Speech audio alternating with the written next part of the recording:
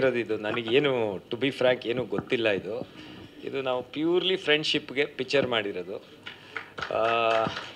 ನಾನು ಇದಕ್ಕೂ including finance ಆಗ್ಬೋದು, ಏನೇ ಆಗ್ಬೋದು, ಎಲ್ಲ ಅವನೇ ಮಾಡಿರೋದು.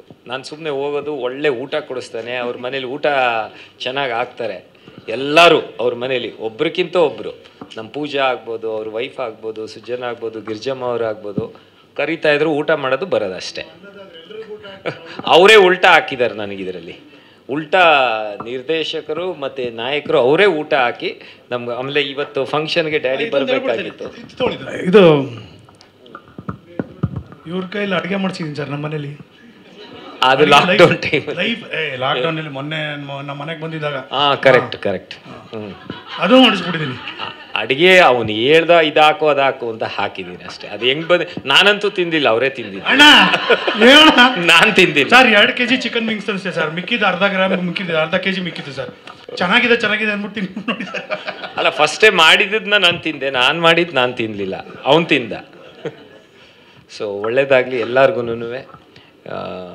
ನನಗೆ ಆಲ್ ದ ಬೆಸ್ಟ್ ಹೇಳ್ಕೊಬೇಕಾ ಅಥವಾ ನಿನಗೆ ಆಲ್ ದ ಬೆಸ್ಟ್ ಹೇಳ್ಬೇಕಾ? ನೀನು ನನಗೆ ಹೇಳ, ನಾನು ಹಿಂಗೆ ಹೇಳ್ತೀನಿ. All the best Sujan. GSTಗೆ ಒಳ್ಳೇದಾಗಲಿ, ಸೂಪರ್ ಆಗಲಿ GSTಗೆ. ಇವತ್ತು ನಮ್ಮ ತಂದೆ ಬರಬೇಕು, ಇಲ್ಲಿ ಹುಷಾರಿರಲಿಲ್ಲ ಇವತ್ತು, ಅದಕ್ಕೆ ಬರಲಿಲ್ಲ. ಸೊ ಅವ್ರ ಪರವಾಗೂ ಒಂದು ಥ್ಯಾಂಕ್ಸ್ ಹೇಳ್ಬಿಡ್ತೀನಿ ಪತ್ರಕರ್ತರಿಗೆ, ಎಲ್ಲ ಆರ್ಟಿಸ್ಟ್ಗಳಿಗೂ. ಇದು ಫಸ್ಟ್ ಟೈಮು ನನಗೆ ಗೊತ್ತಿಲ್ಲ ಈ ಥರದ್ದು ಆಗಿದೆಯೋ ಇಲ್ವೋ ಅಂತ. ಬಟ್ ಒಬ್ಬ ಪ್ರೊಡ್ಯೂಸರು ಕತೆ ಕೇಳದೆ ಬಂದು ತೆರೆ ಮೇಲೆ ನೋಡೋವರೆಗೂ ಏನು ಅಂತ ಗೊತ್ತಿಲ್ಲದೆ ಹಣ ಹಾಕಿರೋದಂದರೆ ಈ ಪಿಕ್ಚರ್ಗೆ ಅನಿಸುತ್ತೆ. ಯಾಕಂದರೆ ದೊಡ್ಡವ್ರನ್ನ ಡ್ಯಾಡಿ ಅಂತ ಕರಿತೀವಿ. ಆವಾಗ ಹೇಳ್ತಾ ಇದ್ದೆ, ಅವ್ರು ಬಂದು ಪಿಕ್ಚರ್ ನೋಡ್ಬಿಟ್ಟು ಇವತ್ತೇ ಕಡೆ ನೋಡಿದ್ದು, ನಾನು ಸ್ಟೋರಿನೇ ಗೊತ್ತಿಲ್ಲ ಅಂತ. ಸಂದೆ ಇನ್ನೂ ನೋಡಿಲ್ಲ ಪಿಕ್ಚರು, ನಾನು ಇನ್ನೂ ನೋಡಿಲ್ಲ, ಸ್ಟೋರಿನೂ ಗೊತ್ತಿಲ್ಲ. ಬಟ್ ನಮಗೆ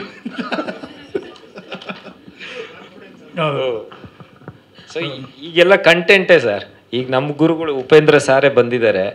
ಬಟ್ ಈಗ ರಿಯಲ್ ಆಗಿ ದೊಡ್ಡ ಮನೆಯವ್ರದ್ದು ಬಿಡಿ, ಅವ್ರ ಕಂಟೆಂಟ್ ಬಿಟ್ಟು ಯಾವುದೋ ಪಾತ್ರಗಳೇ ಮಾಡಿಲ್ಲ. ಅವರು ಎಲ್ಲ ಸೈಡ್ ಸಪೋರ್ಟಿಂಗ್ ಆರ್ಟಿಸ್ಟಿಂದ ಹಿಡಿದು ಎಲ್ಲದಕ್ಕೂ ಒಂದು ವ್ಯಾಲ್ಯೂ ಅನ್ನೋದಿತ್ತು ದೊಡ್ಡ ಮನೆಯಲ್ಲಿ. ಅದಾದಮೇಲೆ ಹೋಗಿತ್ತು. ಶಂಕರ್ನಾಗ್ ಅವ್ರು ಬಂದರು, ಆಗೊಂದು ಸ್ವಲ್ಪ ದಿವಸ ನಡೀತು.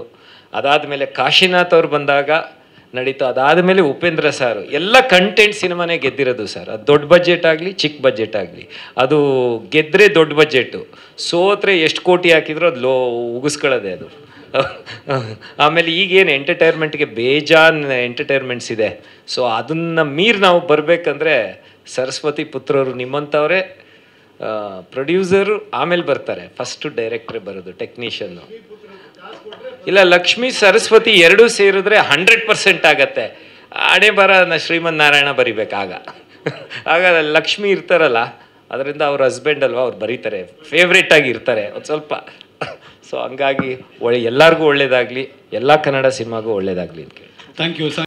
ಕ್ಷಣದ ಸುದ್ದಿಗಳಿಗಾಗಿ ಫ್ರೀಡಮ್ ಟಿವಿ ಸಬ್ಸ್ಕ್ರೈಬ್ ಮಾಡಿ, ಲೈಕ್ ಮಾಡಿ ಹಾಗೂ ಫಾಲೋ ಮಾಡಿ. ಹೊಸ ಸುದ್ದಿಗಳ ನೋಟಿಫಿಕೇಶನ್ಗಾಗಿ ಬೆಲ್ ಐಕಾನ್ ಮೇಲೆ ಕ್ಲಿಕ್ ಮಾಡಿ.